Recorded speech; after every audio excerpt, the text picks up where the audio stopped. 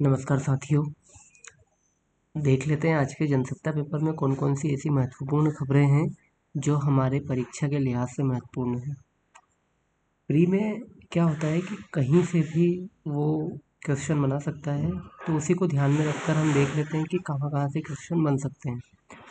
तो सबसे पहले जो फ्रंट पेज है उस पर जम्मू कश्मीर विधानसभा चुनाव के बारे में दिया गया है कि जम्मू कश्मीर विधानसभा चुनाव जो हो रहे हैं उनमें कौन कौन सी जो पार्टीज़ हैं उनमें सीटों को बंटवारे को लेकर क्या क्या डिसीजन लिए गए हैं। तो ये हमारे लिए महत्वपूर्ण नहीं है। थोड़ा हम आगे चलते हैं। तो यूक्रेन की स्थिति को लेकर प्रधानमंत्री मोदी ने बाइडेन से क्या कहा, तो इसमें हम क्या क्या याद रख सकते हैं। तो एक तो यूक्रेन की स्थिति को मैप में याद रख सकते हैं। दूसरी बात, यूक्रेन जो है उसके जो राष्ट्रपति हैं उनके बारे में हम जान सकते हैं। तीसरी बात हो सकती है कि जो अमेरिका के राष्ट्रपति हैं उनका क्या नाम है, जो बाइडेन। तो ये भी हमें याद रखना चाहिए, है ना। उसके बाद में दूसरा है कि मोदी ने अल्बनीज से, अल्बनीज कौन है, ऑस्ट्रेलिया के ना, ऑस्ट्रेलिया के समकक्ष कौन है, एंथनी अल्बनीज। किनके समकक्ष हैं, प्रधानमंत्री मोदी के। तो यहाँ पे दो तीन चीज़ें इंपॉर्टेंट निकल के आती है। एक तो क्वाड, क्वाड क्या होता है। तो क्वाड एक ऐसी चार देशों की एक ऐसी संस्था हम कह सकते हैं जो हिंद प्रशांत क्षेत्र में शांति, व्यापार, सुगमता आदि को लेकर चिंतित रहती है और बार बार अपने पक्ष को विश्व पटल पर रखती है। तो जो मोदी हैं उनसे अल्बनीज और मोदी दोनों ने मिलकर क्वाड व द्विपक्षीय संबंधों को लेकर बात की है। तो क्वाड कब बना ये हमें पता होना चाहिए। तो कब बना, 2017 में। कौन कौन शामिल है, भारत, ऑस्ट्रेलिया, अमेरिका और जापान, है ना। चतुर्भुज समूह इसे भी कहा जाता है क्योंकि चार लोगों के संगठन से मिलकर ये बना है, चार लोगों के सपोर्ट से मिलकर ये बना है। और ये चारों देश की एक जो महत्वपूर्ण खूबी है वो क्या है, चारों देश कैसे हैं, लोकतांत्रिक देश हैं। ये मुक्त व्यापार के पक्षधर हैं। ये हिंद प्रशांत क्षेत्र में सुगमता चाहते हैं, है ना, अनिश्चितता को दूर करना चाहते हैं। तो जो क्वाड है वो कई क्षेत्रों में अपने मुद्दों को विश्व पटल पर रखने की कोशिश करता है। तो ये हो गया। उसके बाद में हम आगे चलते हैं। अगर कुछ ऐसे और इम्पोर्टेंट जो खबरें हैं जो हमारे परीक्षा में प्री में पूछ ली जाती है या मेंस के पॉइंट ऑफ व्यू से महत्वपूर्ण है, उन्हें देख लेते हैं। आरजी कर मामला आप ये मेंस में यूज कर सकते हैं अगर मान लो भ्रष्टाचार का मामला आए या फिर जो महिलाओं के साथ अत्याचार की बात आए तो उसमें आरजी कर मामले का आप उल्लेख कर सकते हैं। आगे चलते हैं। एक खबर ये है, ये इसे हम जो पर्यावरण से संबंधित मुद्दे होते हैं उसमें मेंस के आंसर राइटिंग में इसका प्रयोग कर सकते हैं। क्योंकि उत्तराखंड में अभी क्या हुआ, कुमाऊं मंडल के पिथौरागढ़ क्षेत्र में जो कैलाश मानसरोवर जाने का रास्ता है उस रास्ते के मध्य में एक ओम पर्वत नाम की जगह पड़ती है। आप देखेंगे पहले का जो फोटो है, आप इस फोटो को देखिएगा। इस फोटो में आपको पता चलेगा कि जो ओम पर्वत की जो आकृति है उस पर बर्फ जम रही है और ये जो बर्फ जम रही है इससे ओम आकार की आकृति का निर्माण हो रहा है। किंतु अभी वर्तमान में अब आप इस वाले फोटो को देखिएगा। इस वाले फोटो में ओम की आकृति समाप्त हो गई है और यहाँ काला केवल पर्वत ही दिख रहा है। तो आप देखिए कि जो जलवायु परिवर्तन है उसका कितना बड़ा दुष्प्रभाव हमारे इकोसिस्टम पर पड़ा है, हमारे पर्वतों पर पड़ा है ना। तो इससे हमें एक चिंता के रूप में लेने की ज़रूरत है क्योंकि आने वाले समय में अगर इस तरीके की स्थिति बनी रही तो काफ़ी कुछ बदलाव देखने को मिल सकता है। उत्तराखंड में आप देखेंगे तो काफ़ी पहाड़ों से बर्फ़ तीव्र गति से बह रही है और बर्फ़ जो है वो धीरे धीरे खाली हो रहे हैं।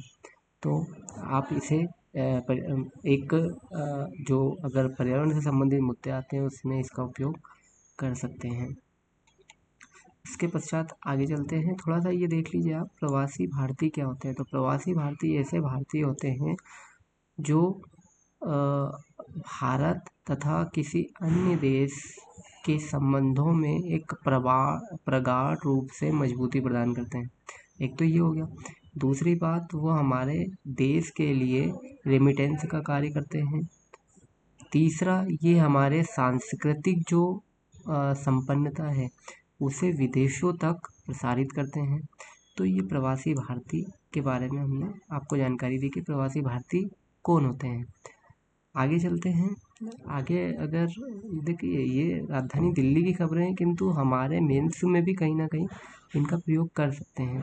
जैसे सड़क किनारे सो रहे 5 लोगों को ट्रक से कुचले गए, तो इसे हम सामाजिक जो क्वेश्चन होते हैं उनमें मेंस में इनका प्रयोग कर सकते हैं कि हाल ही में दिल्ली में एक घटना, जो सड़क किनारे लोग सो रहे थे उन्हें ट्रक से कुचल दिया गया। तो ये एक सामाजिक मुद्दा है। तो इस तरीके की जो खबरें आती है इन्हें हम मेंस में यूज कर सकते हैं। उसके बाद में आगे चलते हैं हम। आगे और कौन सी ऐसी खबरें हैं जो हम देख लें। आपको पता है कि कल हमारे श्री कृष्ण जी का जन्मोत्सव मनाया गया। तो सभी को जन्माष्टमी की हार्दिक शुभकामनाएं। तो इस पर ये खबर है। आगे चलते हैं। अब ये जन्म दर क्या होती है, आप यहाँ देखिएगा। जन्म दर के बारे में थोड़ा सा समझ लेते हैं। जन्म दर का मतलब होता है कि कितने जीवित बच्चों पर, कितने बच्चों का जन्म हुआ है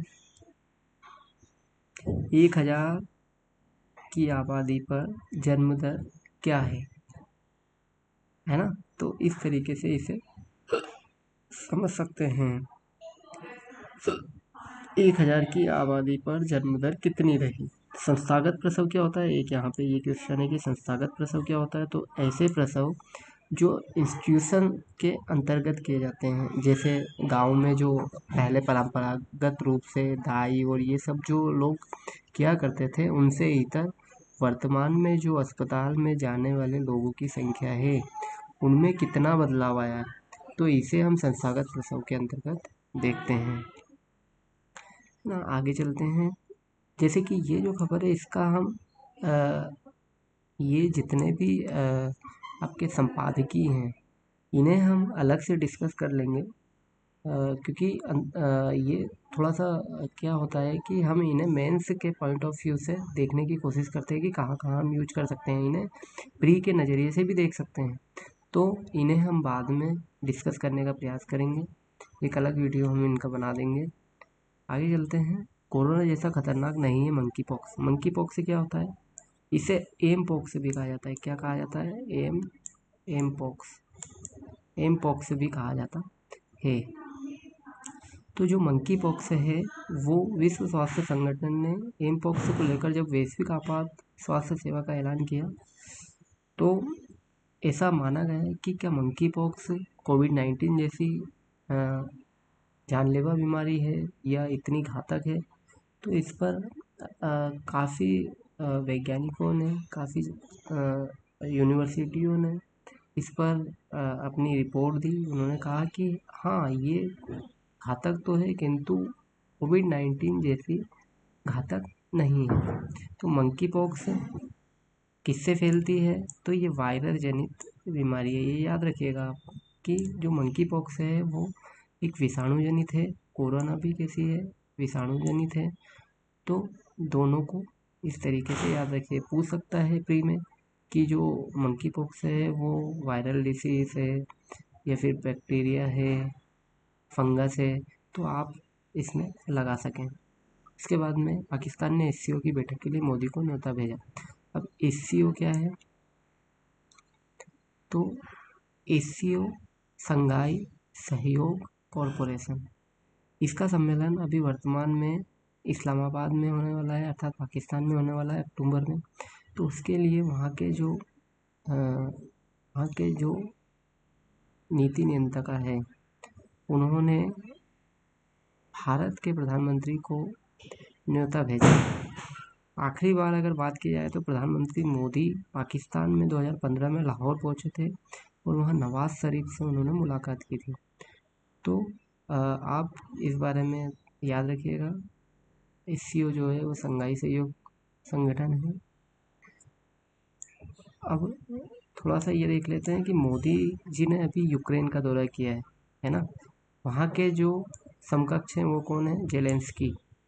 तो मोदी ने जेलेंस्की से क्या वादा किया है ये तो ठीक है अपनी जगह, बट हमारे क्या क्या मेन यूक्रेन और भारत के संबंधों की अगर बात की जाए तो रक्षा क्षेत्र में, विभिन्न प्रकार के व्यापारिक क्षेत्र में है ना, विज्ञान के क्षेत्र में काफ़ी एक दूसरे पर हम आश्रित हैं या निर्भर हैं।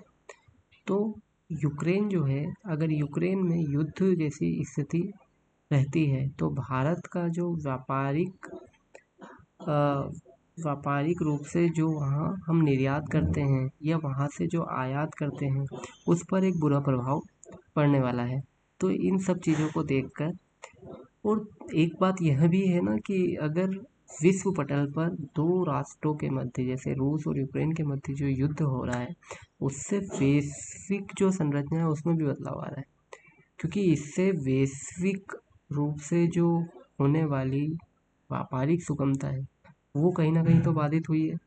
दूसरा, सामाजिक मुद्दा भी एक तरह से, क्योंकि वहाँ की जो समाज है, वहाँ के जो लोग हैं उन पर इसका बुरा प्रभाव पड़ रहा है।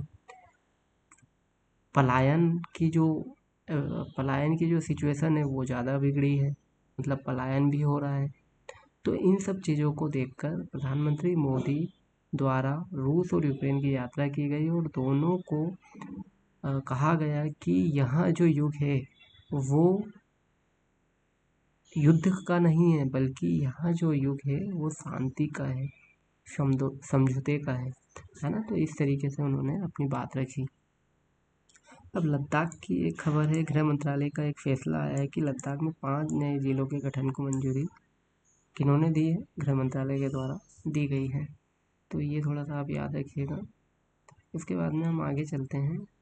आरजी कर मामला हमने पहले समझ ही लिया। आरजी कर मामला क्या था? तो आरजी कर मामला थोड़ा सा मैं ब्रीफ में बता देता हूँ कि आरजी कर एक अस्पताल है जहाँ पर एक नर्स के अंतर्गत, मतलब जो वहाँ पे एक स्टाफ में नर्स थी उनके द्वारा आ, उनके उनके द्वारा मतलब उनके द्वारा या उनके ऊपर उनके साथ बलात्कार किया गया, उसके बाद उनकी हत्या कर दी गई।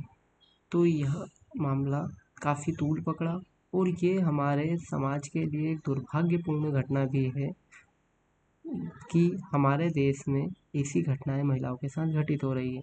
इन पर सच में रोकथाम लगने का ऐसा कानून होना चाहिए ताकि ऐसी घटना जो घटित हो रही है उन पर कहीं ना कहीं अंकुश लगे। तो ये हो गया। आगे हम चलते हैं।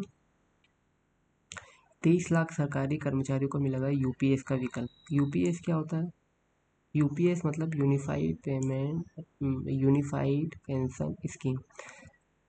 अब यूनिफाइड पेंशन स्कीम या एकीकृत पेंशन योजना, देखो हमें यहाँ पे 3 चीज़ें समझने की ज़रूरत है। एक होता है ओपीएस, एक होता है एनपीएस और एक होता है आपका यूपीएस।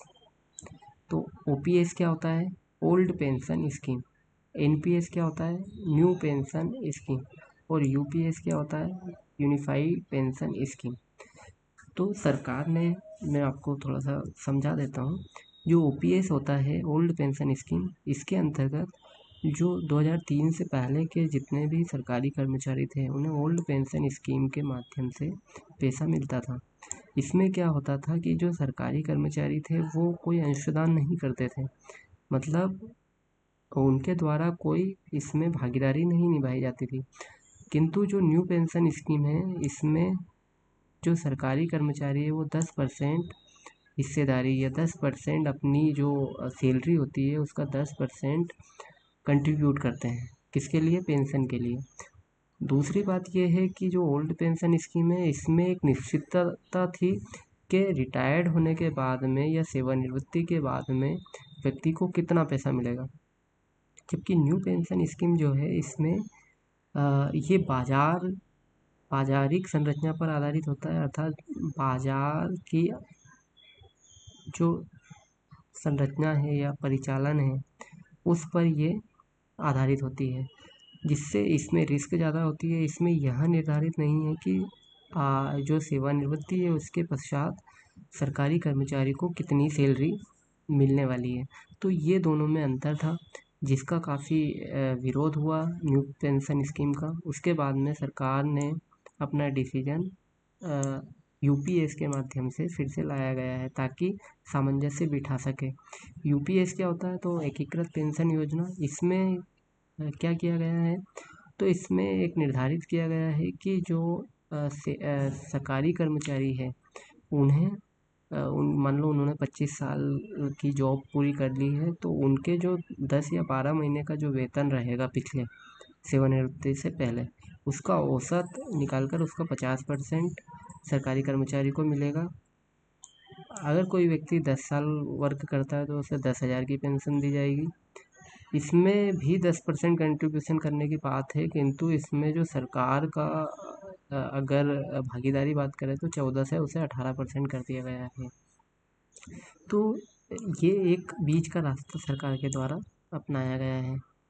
तो ये पूरा new pension scheme, old pension scheme और आपकी यूपीएस के बारे में जानकारी है।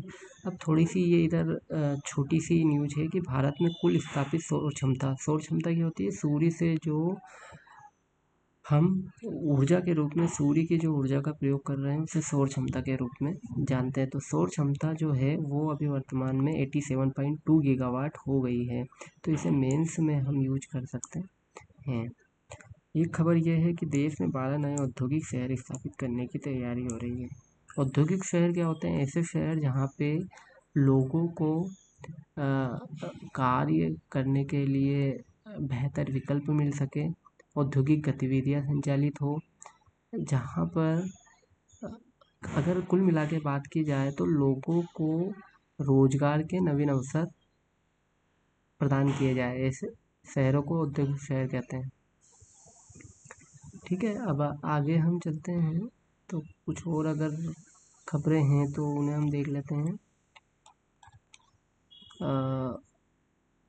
दुनिया के अंतर्गत अगर कोई खबर है तो वो हमारे लिए कौन सी इम्पोर्टेंट है वो देख लेते हैं। 4 हफ्तों के भीतर खुली जेलों की जानकारी दें। खुली जेल क्या होता है ये हम देख लेते हैं। खुली जेल का मतलब होता है कि ऐसी जेल जहाँ कोई कैदी अपने कार्य को करने के लिए क्या कर सकता है, दिन के दौरान तो परिसर से बाहर जाकर विभिन्न प्रकार के रोजगार के साधनों में लग जाए और फिर शाम को पुनः वहाँ जेल में आ जाए, तो ऐसी जेलों को खुली जेल कहा जाता है ना। तो ये काफ़ी अच्छी अवधारणा है, इससे लोगों जो कैदी है उनका तालमेल समाज से बना रहता है। तो इस तरीके का ये मामला है। उसके बाद हम आगे चलते हैं, अगर कोई और खबर होगी तो देख लेते हैं। कौन सी खबर है, भीलवाड़ा में सांप्रदायिक तनाव के बाद दुकानें बंद। आप इसे भी जो सामाजिक पहलू वाले जो क्वेश्चन होते हैं या मेंस के आंसर राइटिंग में जो निबंध का पार्टीशन है या जो निबंध का हमारा पेपर है उसमें भीलवाड़ा में सांप्रदायिक जो तनाव हुआ है उसका हम उदाहरण दे सकते हैं, है ना। तो इस तरीके के उदाहरण का आप प्रयोग कर सकते हैं। एक घटना जो बदलापुर में हुई है, ये भी एक बालिका के साथ, एक छोटी बालिका के साथ जो बलात्कार की घटना बदलापुर में हुई है। बदलापुर कहाँ, महाराष्ट्र में एक घटना हुई है। इसका प्रयोग भी हम हमारे मेंस के आंसर राइटिंग में कर सकते हैं। तो ये कुछ खबरें थी, इसके अलावा तो मेन खबरें मैंने आपको बताई दी है। खेल में देख लेते हैं कोई इम्पोर्टेंट खबर हो तो। महिला टी20 विश्व कप, महिला टी20 विश्व कप जो आईसीसी महिला टी20 विश्व कप है 3 अक्टूबर से शुरू हो रहा है। पहले इसका आयोजन जो था वो बांग्लादेश में किया जा रहा था, किंतु वहाँ पर अनिश्चितता तथा सांप्रदायिक तनाव, तख्ता पलट राजनीति में, इन सबको देखते हुए इसका जो आयोजन है वो दुबई तथा शारजाह में किया जा रहा है। तो इसे आप याद रखिएगा। उसके बाद में विनेश फोगाट जी को आप याद रखिएगा कि विनेश फोगाट किससे संबंधित है, कुश्ती से संबंधित है ना। अभी ओलंपिक में ये अपने 100 किलोग्राम वजन को लेकर विवाद में रही हैं, तो ये आप याद रखिएगा। उसके बाद में मनु भाकर इस जो पेरिस ओलंपिक हुआ है, ओलंपिक का आयोजन अभी कहाँ हुआ है ये याद रखिएगा, तो पेरिस में हुआ है। इसके बाद में मनु भाकर जो है वो 2 कांस्य पदक जीतने वाली निशानेबाज हैं, तो ये याद रखिएगा। एक इंग्लैंड के फुटबॉल टीम के जो कोच है कौन, गोरान एरिक्सन, उनका निधन हो गया है। तो गोरान एरिक्सन किससे संबंधित है, तो फुटबॉल टीम से संबंधित है ना। तो ये आज के पेपर की महत्वपूर्ण खबरें जो हमारे MPPSC प्री तथा मेंस के पॉइंट ऑफ व्यू से इम्पोर्टेंट होने वाली है। तो आज के लिए केवल इतना ही, धन्यवाद।